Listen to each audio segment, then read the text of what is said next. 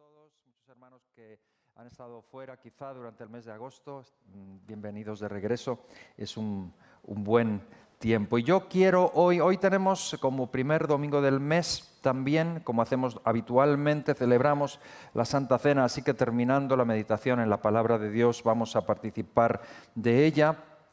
Y quiero que la meditación hoy sea escueta, breve y muy dirigida, muy centrada a la Santa Cena. El próximo domingo comenzaremos con una serie nueva dentro de este lema que tenemos en el año Ver a Jesús. Hablaremos del fruto del Espíritu y tendremos semanas para hablar del fruto del Espíritu, que es una forma muy práctica de ver a Jesús, de que Jesús sea visto en nosotros, y vamos a hablar de esto que Pablo nos expresa en Gálatas, en el capítulo...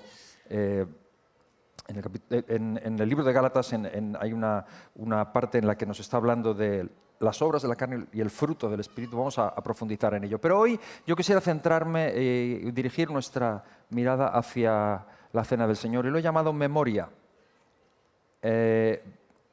Memoria, basado en lo que Jesús dijo respecto a la celebración de la Cena, del participar. Algunos lo llaman la comunión, es llamado la Eucaristía. Yo lo he llamado memoria hoy, de hecho después pensé que era mejor llamarlo el poder de la memoria. No me gustan los títulos largos, pero el poder de la memoria me gusta más. Incluso me gusta más el poder transformador de la memoria, porque quiero referirme a esto. Lo que Jesús nos dice es que le recordemos. Y hablando de la Santa Cena, aún así, y hablando de la memoria, vamos a leer un pasaje que es del Antiguo Testamento, es el Salmo 78, y voy a leer desde los versículos 1 al 8. Hoy sí, vamos a ponernos en pie, hermanos, vamos a leerlo en pie. Son 8 versículos, desde el 1 al 8, y vamos a abrir nuestro corazón y hablar de esto. Dice así, es un salmo dirigido al pueblo de Israel. Saben que los salmos es algo que ellos cantaban. Este salmo es un masquil, no hay muchos masquiles en la Biblia, pero masquil tiene el sentido de que el salmo, más allá de ser una canción, es un elemento didáctico, tiene enseñanza, así que nos está enseñando algo. Escucha, pueblo mío, mi ley, inclinad vuestro oído a las palabras de mi boca.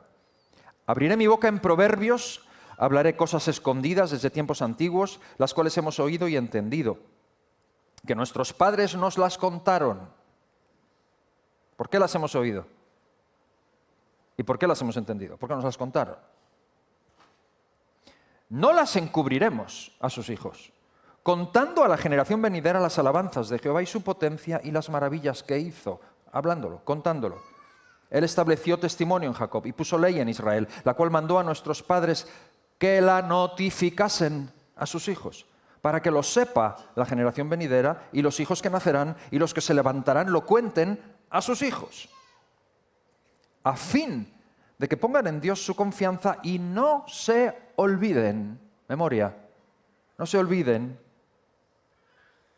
de las obras de Dios, que guarden sus mandamientos y no sean como sus padres, generación contumaz y rebelde, generación que no dispuso su corazón ni fue fiel para con Dios su espíritu. Señor, gracias por tu palabra, porque podemos leerla y traerla a meditación en esta mañana, y te pido que al hacerlo nos ilumines, nos inspires, nos regeneres, nos muevas, Señor, hagas en nosotros lo que tú te propones hacer, te glorifiques, Señor, y te hagas presente entre nosotros, como tu palabra lo promete. Gracias. Te lo pedimos así en el nombre de Jesús. Amén. Amén. Tomen asiento, hermanos. La idea es que no se olvide, que no se olvide, que no se olvide. Lo contamos y lo recontamos, y a generación en generación en generación, a los niños, para que no se olvide, que se recuerde, que no se pierda, porque a veces se pierde en el tiempo y necesita ser recordado. Y esto sucede constantemente. Cuando algo se recuerda, de pronto descubrimos el poder del recuerdo, el poder transformador de la memoria en cada uno de nosotros. Y es absolutamente único, porque nos cambia el día. No sé a cuántos os ha pasado eso, experimentar el poder de la memoria. A veces no nos damos cuenta, pero imagínate, normalmente estás en tu día a día haciendo lo que sueles hacer un lunes, estás en el trabajo, o vas hacia el trabajo, o estás estás en tus quehaceres, lo que estás, y de pronto recuerdas, de pronto te acuerdas de que es el cumpleaños de tu madre. O peor aún, tu aniversario, que se te había olvidado. Y te acuerdas. No ha pasado nada, ¿eh? No ha pasado nada. No ha pasado nada. Todo está igual, no ha pasado nada. Pero lo único que ha pasado ha sido en tu cabeza. El poder de recuerdo. ¡Pum! De pronto te acuerdas y ¿sabes qué pasa? Que el recuerdo te cambia las prioridades. Porque ahora ya tienes que comprar un regalo. A lo mejor tienes que hacer una disculpa porque se te había olvidado. Pero te cambia las prioridades totalmente. No ha pasado nada, solamente es el recuerdo. ¿Te has acordado? O yo qué sé, es viernes, ¿no? Es viernes y tú dices, vale, voy al trabajo, no sé qué, se acaba la semana. O esta tarde voy al cine, he quedado con los amigos, vamos a ir a ver una película. Además, acá la acaban de estrenar, la estrenan hoy, y quiero verla y tal. Y de pronto, no pasa nada, pero ¿te acuerdas de que tienes una cita con el médico? No ha pasado nada, ¿eh? Nada más que ha pasado que te has acordado. Y de pronto todo el flujo de agenda que tenías para el día cambia. Tiene que cambiar porque no puedo faltar al médico. Si es que han tardado 3 meses en darme la cita y ahora no voy a ir al cine. O sea, como voy a ir al cine, ya estás llamando a tus amigos y diciendo, oye, pero es que no puedo. Ahora, me da igual, es que tengo médico. O que tienes que pasar por el colegio a recoger no sé qué del niño. O sea, y no lo puedes dejar pasar. Y no ha pasado nada, solo es el recuerdo. Y te cambia la agenda. Todo, ¿no? El poder de la memoria. O en las emociones, imagínate, ¿no te ha pasado que estás tranquilamente, estás en tu día, tan contento, no sé qué, tan normal, estás haciendo no sé qué, y de pronto te acuerdas de una palabra que dijo alguien? O de algo que pasó. Una situación fea, confusa, que te dolió, no sé, o que avergonzaron, le pegaron una bofetada a alguien, o algo que pasó, algo. No ha pasado nada, pero te has acordado. Y se te revuelve el estómago. Y te cambia el humor para el resto del día. Y no ha pasado nada. Ya había pasado, o sea, no ha pasado nada. Que estás acordado. ¿No? Entonces, el poder de la memoria. Que simplemente viene... ¿Te ha pasado eso? En todos estos casos, el recuerdo, la memoria, funciona como un interruptor oculto que está ahí, que no lo habíamos tenido en cuenta, y un detalle que parecía dormido, pero al activarse te cambia el rumbo de todo en tu vida, ¿no? Y esto nos muestra la importancia del recuerdo. Es algo que Dios nos ha dado, es un regalo de Dios, es algo único del ser humano. Bueno, los animales también tienen memoria, ¿no? Bueno, los animales tienen memoria, yo que sé, hay animales que tienen memoria corta, ¿no? Como, yo qué sé, un perro que le das una orden y sabe lo que tiene que hacer. O memoria, hay animales que tienen memoria larga, ¿no? Los elefantes dicen que tienen una memoria tremenda. Dicen que a un elefante pequeñito lo atas a una estaca y no se puede mover porque es pequeño, y que luego cuando es grande, los circos hacen esto, cuando es grande, para que no se vaya, le ponen la cuerda a la estaca, el elefante la podría arrancar en un movimiento, pero se queda quieto porque tiene aquí que eso es así y ya está, y tienen memoria. O yo que sé, hay animales que tienen memoria, ¿cómo se dice? Espacial, ¿no? Las aves migratorias, imagínate, que se van kilómetros. Hay una mariposa, la mariposa monarca esta, que vuelan y saben a dónde tienen que volver. Las cigüeñas vuelven a su nido. Saben dónde es, o las abejas, que de pronto descubren un campo de flores y van a sus amigos y las traen al mismo sitio. Saben, o las palomas mensajeras, ¿no? Pero en los animales es un tema muy de supervivencia, muy de instinto, muy de su especie. Es algo que tiene que ver con su biología y cómo están formados. Para ellos es una cuestión territorial, una cuestión de supervivencia que se llama instinto. En nosotros es otra cosa, porque sí, también a veces es una cosa de supervivencia y de instinto, pero añadimos un tema que es la narrativa, es lo que pasó y lo que significa. Y le añadimos una cuestión de identidad. Nos da identidad. Somos lo que somos porque pasó lo que pasó. Y lo recordamos. En ellos es instinto, en nosotros es una cuestión de cultura, una cuestión de historia, una cuestión de identidad y una cuestión de fe. Y a eso se añade que somos olvidadizos. Somos olvidadizos, se nos olvidan las cosas y Dios lo sabe. Y por eso constantemente en su palabra pone indicaciones al pueblo de que estas palabras las escribirás en los dinteles, te las pondrás, las atarás a tu cuello, te las escribirás en la tabla de tu corazón, no sé qué, se las enseñarás a tus hijos, se las dirás a la generación, no sé qué, para que no se olviden. Porque como se olviden, están muertos. Constantemente vemos esto. La Pascua, el pueblo de Israel. El recuerdo constante. Dios les instituye, les legisla al pueblo judío, les legisla celebraciones que forman parte del calendario oficial y son celebraciones que recuerdan hechos que Dios hizo en el pasado para que no se les olvide su identidad y quiénes son. Y cruzan el Jordán, y cuando cruzan el Jordán y se abre el agua y Dios hace una maravilla tremenda de que pueden pasar en seco por un lugar en el que se hubieran ahogado, cuando ha sucedido la maravilla le dice, ahora pon 12 piedras aquí, una por cada tribu. Y cada tribu trayendo una piedra y hacen una cosa. Nosotros tuvimos, mira, ¿ves esas piedras ahí? Las pusimos porque tuvimos un tiempo en el que recordamos piedras que no debemos olvidar nunca. Y la consigna es, ¿para qué estas 12 piedras? Si ya hemos pasado el Jordán, vamos a conquistar. No. Para que cuando tus hijos vean esto y digan, ¿esto qué es? Les digas, esto es que Dios nos pasó por el Jordán en seco. Y lo recuerden.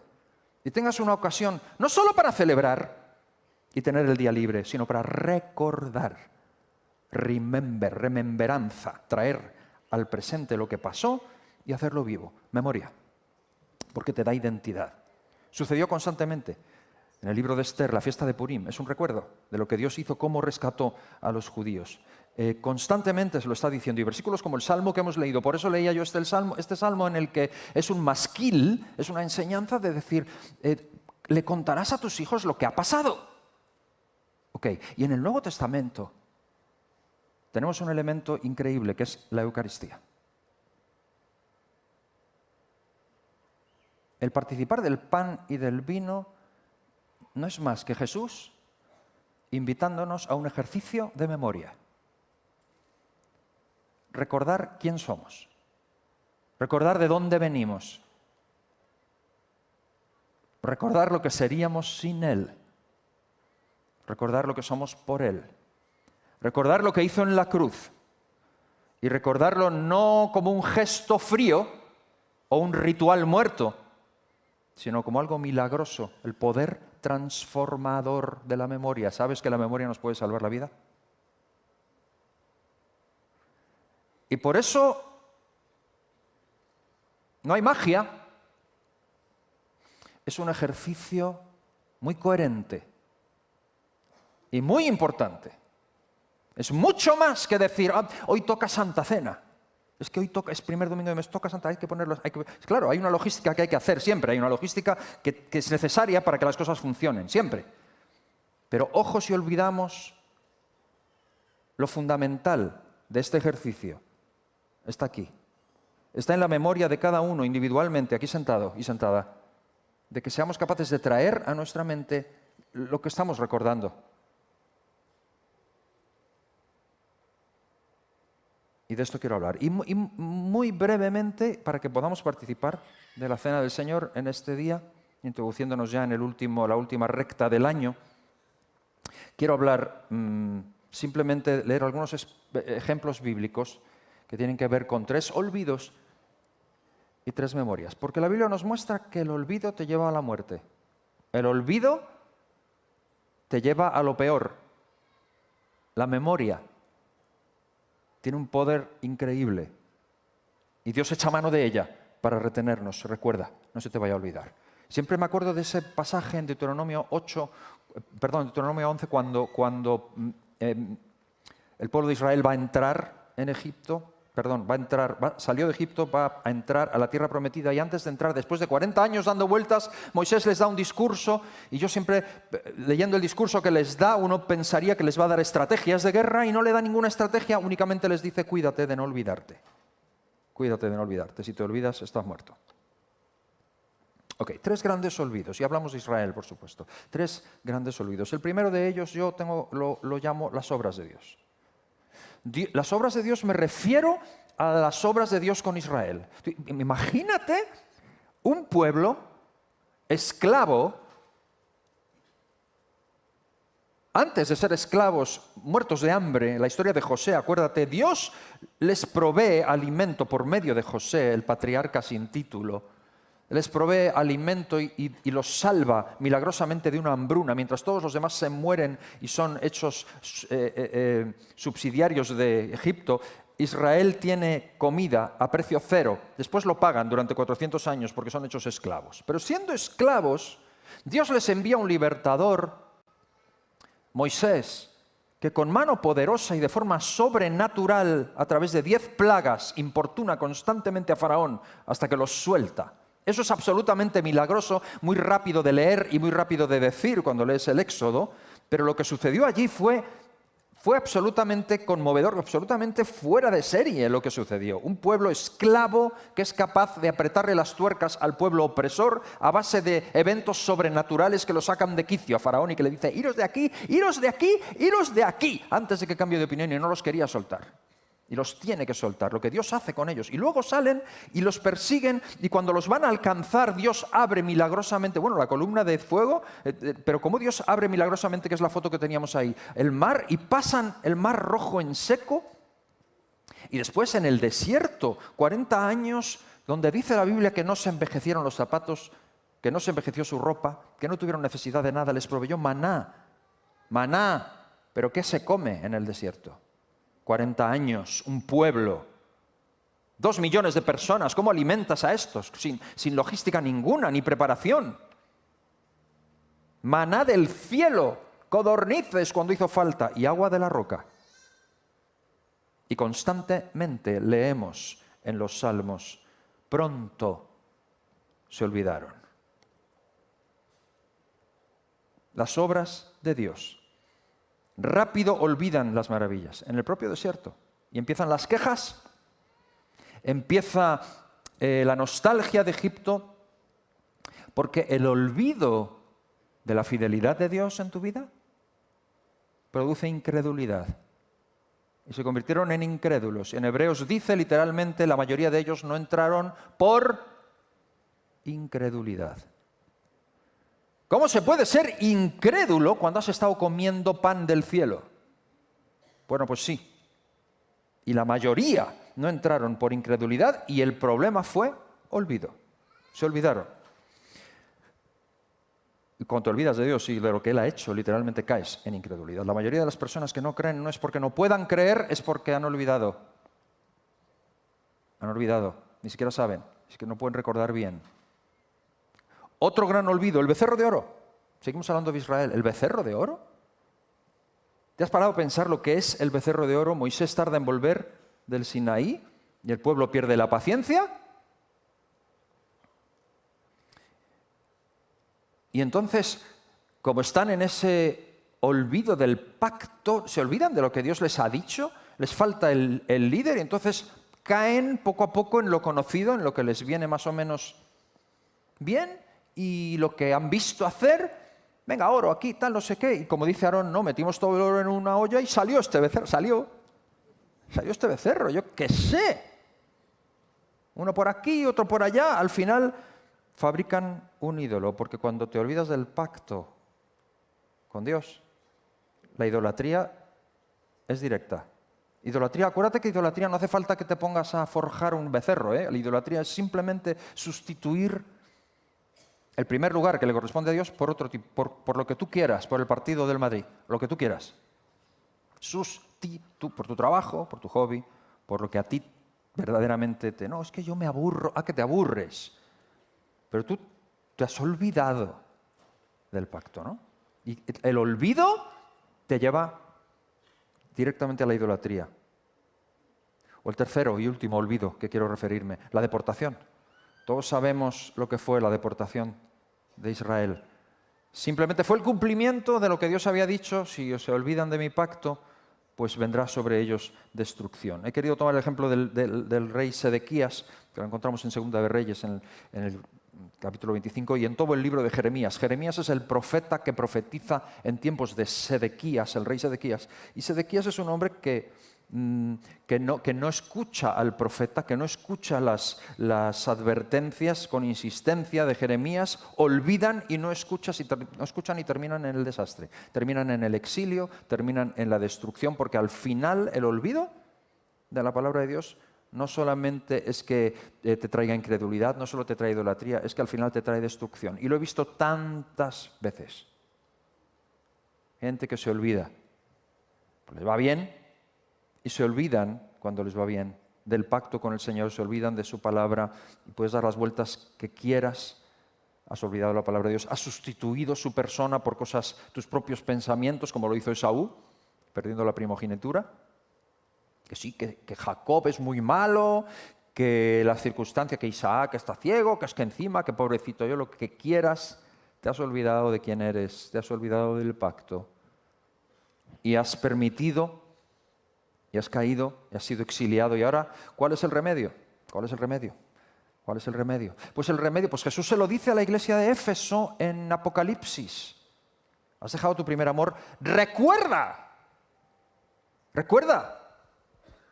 de dónde has caído y vuelve a lo primero.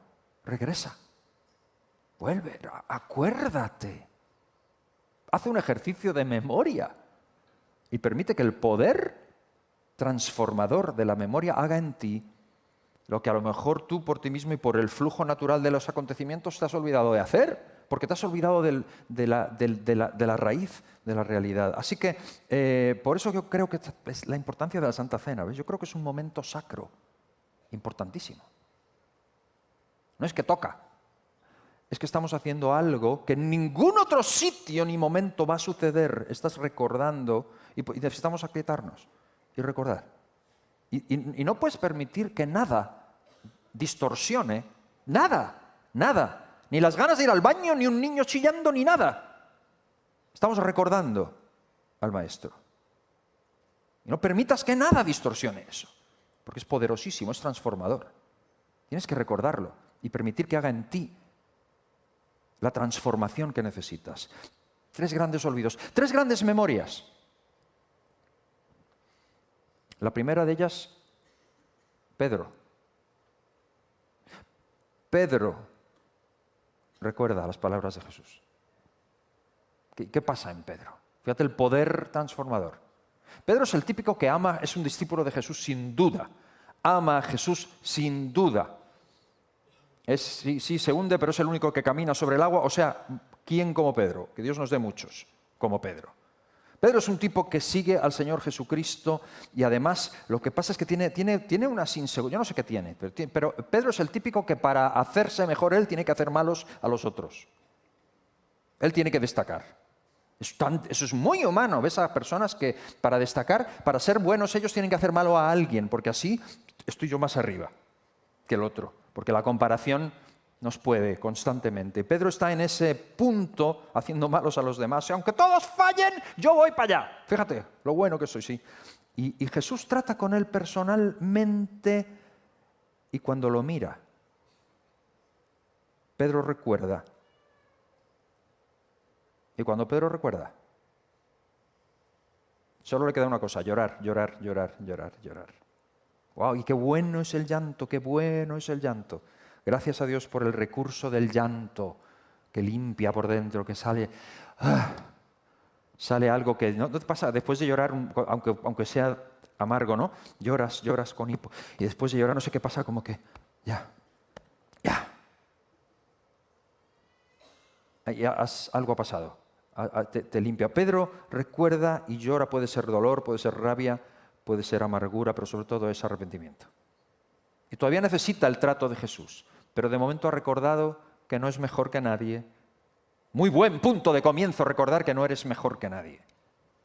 Muy buen punto de comienzo. Empiezas por ahí El resto lo hace Jesús. Problema cuando te crees mejor que alguien y todavía tienes que pasar por alguna experiencia que te haga entender y aprender que no lo eres. Que no lo eres, cariño, baja, Zaqueo, al suelo. Porque a partir de ahí es Jesús el que lo hace. Y todo comienza con el recuerdo. Es imprescindible llegar a ese punto. ¿Recuerdas a Jesús cuando va con la cruz y las mujeres están llorando y lloran por él y les dice, no lloréis por mí, llorad por vosotras? Llorar por vosotras. Y por los niños, por vuestros hijos. Llorad por ellos. Recuerda. Otro punto de recuerdo, otra gran memoria. El hijo pródigo. ¿No? El hijo pródigo. ¿Qué le pasa al hijo pródigo? Igual de pecaminoso, no ha pasado nada. Si está en la pocilga cosechando justamente lo que ha sembrado. ¿Qué le pasa? Recordó. De pronto se acuerda. Y mira el poder del recuerdo y de la memoria. Recuerda la casa de su padre y va un paso más que lo que hemos visto en Pedro, porque el llanto y el arrepentimiento no sirve de nada si no hay un regreso. Este tipo dice, se levanta y dice fíjate el poder del recuerdo. Yo estoy aquí, recuerda, y es coherente, y camina, se levanta. La bondad y la provisión del Padre le llevan a algo más que el simple arrepentimiento o el llanto. Muchas veces nos quedamos ahí solamente. Pero el recuerdo le lleva ahí a volver, a ponerse en camino a casa y vuelve a casa, como el turrón por Navidad. Vuelve, porque ha recordado, simplemente ha recordado. Es el poder de la memoria. El tercera memoria después del hijo pródigo. Simplemente, lo digo muy genérico, los discípulos. He cogido una imagen de Burnand, muy conocida, que la tomamos también en alguno de los podcasts o en alguna de las enseñanzas. Los discípulos, a ver, estos dos son Pedro y Juan corriendo a la tumba. Cuando oyeron lo que las mujeres decían, algo pasó, dijeron, pero él dijo algo, porque no lo creían, dijeron, están locas. Pero en el fondo, ¿no había dicho él algo? Les pasó a los de Emaús. Los de Emaús van dando lecciones al tercero. Hasta que el tercero les empieza a hablar, les abre la palabra y mientras les habla, su corazón arde y cuando le ven, de pronto recuerdan se dan cuenta y constantemente me gustaría que pudiéramos ver un versículo en Juan 2:22, lo podemos leer en la pantalla, Juan 2:22 que dice, por tanto, cuando resucitó de entre los muertos, sus discípulos se acordaron. Todavía no ha caído el Espíritu Santo, poder, no sé qué, todo eso, pero es la memoria. Se acordaron de que había dicho esto y creyeron la Escritura, creyeron la palabra que Jesús les había dicho, porque resulta que cuando recuerdas el poder de la memoria, te hace creer.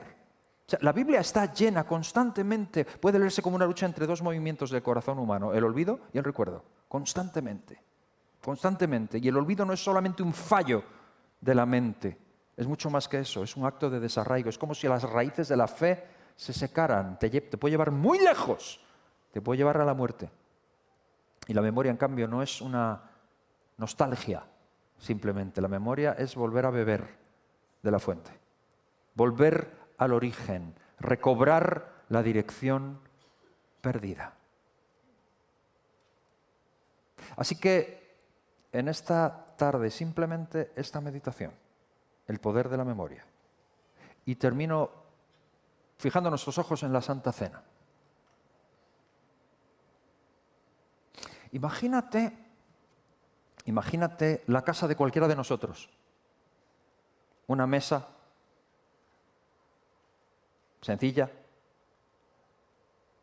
y encima pues una barra de pan que la has comprado esta mañana, has cortado un poquito para que la gente para comer y una botella de vino o una copa de vino porque yo qué sé, porque ya hace 5 años que vives en ese piso y lo quieres celebrar, o porque hace 5 años que te dieron trabajo, o que te echaste novia, o lo que sea, yo qué sé, es un día especial y quieres celebrar y ya está. Es lo lógico, es lo cotidiano, es el aroma de lo de cada día. lo que todo el mundo tiene, lo que todo el mundo conoce y lo que tiene que ver con festividad con cada uno de nosotros, con lo que hacemos cada uno de nosotros en el día a día. Y ahora imagínate que alguien entra en la sala y te señala la mesa, te señala el pan, lo que tienes en la mesa, y a partir de ahí pues empieza a decir, madre mía, la vida, yo que sé, empieza a hablar de cosas trascendentes y de ahí se arma una conversación en la que termináis hablando, yo que sé, de cosas del cole, del futuro, de los hijos, del tiempo, de las estaciones, de cómo, yo qué sé, de todo lo que está, de cosas trascendentes que tienen que ver mucho más allá. Y empieza a recordar cosas a partir del pan y del vino que estaban en la mesa, con la misma tranquilidad y con la misma naturalidad que un maestro se coge una tiza y se pone así, empezar a hablar, simplemente una conversación normal, una conversación natural. Es lo que Jesús hizo. No vayas a pensar otra cosa, es lo que Jesús hizo. Tomó el pan y el vino que estaban en la mesa, acuérdate que era una celebración, era la Pascua, y lo convirtió en lenguaje del cielo. Hizo una conversación brutal para ellos. Hizo algo increíble. Es lo que Jesús hace siempre. Es decir, que cuando Jesús tomó el pan y el vino en aquella cena, no estaba creando un ritual extraño. No está proponiendo una serie de prácticas místicas incomprensibles. No. Está tomando lo más cotidiano, lo más natural, lo que todo el mundo conocía, el pan que estaba en casa de todos, el vino que era parte de las celebraciones de las que él mismo había participado en ocasiones, era parte de lo cotidiano y lo transforma en algo absolutamente nuevo. Y lo hace trascendente. Y los lleva a pensar y les habla de algo que es mucho más grande que ellos, a partir de lo conocido. Esto no es raro en Jesús, lo hace constantemente, lo hace en las parábolas. Lo hemos visto en las bienaventuranzas, que toma conceptos conocidos y les da la vuelta y les vuela la cabeza a todos. Desde algo que conocía, constantemente hace eso, desde lo conocido los lleva a lo desconocido. Lo hace en la regla de oro. Y lo hizo aquí igualmente. Es lo que él hace siempre. De hecho, hermanos, y no quiero escandalizar a nadie con esto, pero el pan y el vino, en el contexto cultural en el que ellos estaban, ya tenía cierto... Ya había un trasfondo, o sea, existían cuando tú estudias la historia de las culturas o la mitología griega, por ejemplo, hay cosas que forman parte del contexto cultural en el que estaban los discípulos. Entonces, por ejemplo, había unos ritos de iniciación que se celebraban en Atenas, que se llamaban los misterios de Eleusis, que tenían, por un rollo mitológico, creo que era el dios Demeter y la hija Perséfonis, que era raptada por el dios Hades, no sé qué tal. Entonces, cuando era raptada, con eso simbolizaban ellos las estaciones. Cuando era raptada era el invierno, porque se iba, pero se escapaba del Hades. Cuando volvía era la primavera. Entonces era una cosa, y entonces había pan, había un producto de cereales, y cuando lo comían era como un rito de iniciación en esa especie de mitología griega para formar parte de las estaciones del año y no sé qué. Eso era el contexto que tenían. Y luego estaban los cultos báquicos, al dios Baco, el dios del vino. Al vino se le confería poderes especiales por el rollo de la embriaguez. Por eso las bebidas alcohólicas se llaman espirituosas. Porque tenía que ver en el concepto mitológico, tenían que como que te elevaban el espíritu, y ellos era como que al participar de esas bacanales y tomar vino y embriagarse, sentían como que entraban en conexión con el dios Baco. Y no vayamos a pensar que los discípulos eran ajenos a esos conceptos culturales. Y Jesús, aquí está lo extraordinario de Jesús, maestro de maestros. Jesús no huye de esas cosas, como si fueran a contaminar una verdad eterna. Al contrario, toma esos elementos y les dice, el pan no son los misterios de Eleusis. ¿Qué dices? Soy yo. Algo que entienden y que puede tener sentido para ellos, les dice, no es por ahí. Como cuando Pablo en Atenas, ¿te acuerdas? Les dice al Dios que vosotros no conocéis, a este os lo anuncio yo. Jesús dice, el vino, déjate de Baco, de historias, es mi sangre. ¿Conexión con Dios? Soy yo. Yo soy el camino, la verdad y la vida. ¿Y esto qué va a pasar? No van a crucificar a un malhechor porque ha hecho algo mal o algo que ellos entienden que es malo. sino que lo que está a punto de suceder es mucho más grande. Entonces, ahora que estamos aquí y comiendo pan y vino, recordarme. No se te olvide, cuando comas pan, no pienses en el eusis ni en siquiera el trigo o en la dieta. Acuérdate de mí, que soy el alimento más básico para ti. Cuando tomes el vino, acuérdate de mí. Convierte lo cotidiano, y creo que en la Iglesia deberíamos aprender mucho de esto. Deberíamos aprender mucho de conseguir convertir lo divino en humano. Traer lo divino a lo humano. Traer lo invisible y hacerlo tangible. Porque en ese momento lo que pasó fue que lo cotidiano se convirtió en eterno, en santo. Lo profano se convirtió en santo para ellos. Se convirtió en un momento absolutamente nuevo, y Jesús les invita a hacer un ejercicio de memoria. Por eso, la Iglesia Católica cree en la doctrina de la transubstanciación. A todos nos suena eso, ¿no? Yo no creo en la doctrina de la transubstanciación, que consiste en que en el momento de la oración los elementos se transforman literalmente en el cuerpo y la sangre de Cristo. Eso es la doctrina de la transubstanciación que enseña la Iglesia Católica. La Iglesia Evangélica no enseñamos eso, creemos que son símbolos y que recordamos a Jesús a través de ello, pero que siguen siendo pan y vino. No creemos en la doctrina de la transubstanciación. Ahora, pensando en ella, en esta semana, es que entiendo y hasta aprecio el esfuerzo por intentar darle un carácter sobrenatural y milagroso a algo que es natural para que la gente no lo tome como si fuera algo profano. Entiendo y aprecio el esfuerzo, pero es un error. Es un error. Porque lo que se transforma no es el pan y el vino. Los que nos transformamos somos nosotros. Por traer a la memoria a Jesús y hacerlo presente aquí. Jesús se hace presente. Lo recordamos. Nuestra memoria lo trae aquí. Y sucede algo. Algo que nos transforma de por vida. Y como somos olvidadizos, necesitamos traerlo a memoria constantemente. Eso es lo que estamos haciendo. Termino con un ejemplo y vamos a tomar la Santa Cena. Un recuerdo más porque me encanta, es digno de Hollywood, pero no nos quedamos con la esencia del momento y el poder transformador de la memoria. Y vuelvo al personaje, al gran patriarca sin título del que hablamos durante estos días pasados, en algún momento, José. José es un muchacho al que Dios bendice con revelaciones extraordinarias y con sueños que le están profetizando el futuro, que es real, es palabra de Dios, y Dios se lo está dando en sueños, y José, inmaduro, sin saber muy bien qué hacer, se lo cuenta a sus hermanos, fuera de lugar, fuera de tiempo, personas no idóneas, y lo que sucede es terrible. El sueño es de Dios, pero él lo cuenta a sus hermanos y sus hermanos. Lo que sucede es absolutamente diferente a lo que él había soñado. Le meten una paliza, lo desnudan, le quitan la túnica, le dicen: túnica, es tu padre, ¿no? ¿Qué tal? Que nosotros nos vamos a inclinar, lo meten a un pozo. Y después lo quieren matar. Están porfiando, él está escuchando: lo matamos, no lo matéis, venga, sí, vamos a matarle, que no. Imagínate eso. Y entonces pasan unos mercaderes y lo venden. Hay algo peor en esta vida que ser vendido por tus hermanos. Y se lo llevan.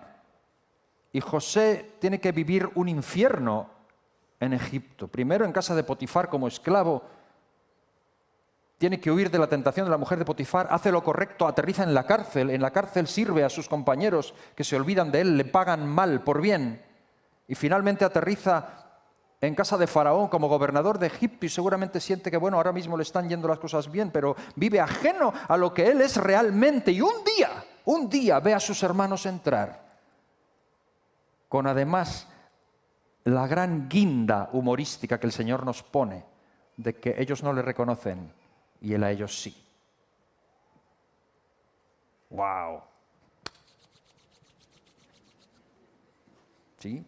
Y José coquetea con la idea todo el rato. Y los ve venir. Claro, ellos no le reconocen porque es otra persona.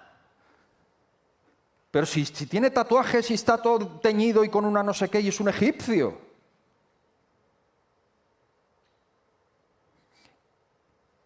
Y cuando los ve venir y se postran delante de él, sucede algo extraordinario. La Biblia lo dice así literalmente. Entonces José se acordó. Se acordó de los sueños. Se había olvidado. Ya no sabía, era otra persona. Pero el recuerdo fue otra persona a partir de ese momento. Se acordó. Y supo que Dios había guiado todo. Supo que aquello tenía un propósito eterno. Cambió sus prioridades, cambió su agenda, cambió su mentalidad, cambió el propósito de vida. Y cuando se iba a morir le dijo, cuando me muera, cuando Dios os va a visitar, sacadme de aquí. No pertenezco a esto. Se había olvidado. El poder transformador de la memoria. La memoria te redirige. El olvido te mata. El olvido se te secan las raíces. El olvido te introduce en una realidad paralela que para ti es muy real, muy auténtica y estás día a día con eso. Entonces se te ha olvidado todo. La memoria te reorienta. Te vuelve a hacer nacer. Te hace ser y recordar quién eres y vivirlo al 100%. Y necesitamos sistemáticamente recordar. En este caso, a Jesús. Porque, mira, aquí ninguno somos lo que deberíamos ser. Todos estamos en un momento, en un estado de nuestra vida, Dios quiera, en aumento de luz como la aurora. Unos están más avanzados, otros menos. Nadie tiene derecho a decir nada, no riñáis por el camino. Nadie tiene derecho a hablar, excepto a recordar a Jesús y saber que no soy lo que era. No soy lo que debiera ser, pero no soy lo que solía ser. Recuérdalo. Únicamente porque alguien murió por mí, derramó su sangre, entregó su cuerpo. Y hoy hago el ejercicio silencioso, o jolgorioso, o lleno de alabanza y de adoración, pero es un momento sacro. No porque el pan y el vino se transformen, sino porque yo soy transformado por Jesús. ¿Podemos recordarle? ¿Podemos hacerlo? Y que hoy, antes de que hagas lo que vayas a hacer, olvídate ahora, olvídate de lo que viene después, si todos tenemos planes. Pongámonos en pie, por favor, y los músicos, acompañadnos, por favor, y vamos a dar lugar a este tiempo importante, este tiempo insustituible, este tiempo en el que es bonito que seamos, yo sé, a mí me gusta la Santa Cena cuando la celebramos en círculos pequeños y se asemeja mucho más a lo que pasó en aquel aposento alto, ¿no? con 13 personas. Aquí somos muchos, pero es muy bonito hacerlo así porque cuando miras a tu alrededor y ves gente de toda tribu, nación y lengua, rescatados, porque no son ni mejores ni peores que tú, son iguales. El Señor los rescató por su sangre preciosa derramada, la fuerza y el poder de recordar lo que Jesús hizo por nosotros. Traer a Jesús aquí nos transforma. Y os invito, hermanos, a que lo hagamos, a que no permitas que nada ni nadie distorsione este tiempo, que sea un tiempo en el que pongas a cuenta tu vida con Él y le digas, Señor, recordándote a ti, me quedo sin argumentos. Es la realidad, cuando tú le recuerdas a Él te quedas sin argumentos. Es que a mí me gustaría mucho más, es que a mí el cuerpo me pide, es que a mí... Pero recuerdas a Jesús y ya nadie te tiene que explicar mucho. Recuerdas a Jesús y te envuelves de Él, te enamoras de Él, haces que tu memoria lo traiga al presente y al recordar el pan, recuerdas que Él dijo, al tomar este pan, recordadme, acordaos de mí. Es poderosísimo, es poderosísimo. Así que voy a pedir a los hermanos que nos van a servir con el pan y el vino que tomen sus lugares. Sé que esta mesa tiene pan para celíacos. Si alguien tiene problemas de celiaquía, por favor diríjase a esta mesa. Arriba también hay mesas repartidas para poder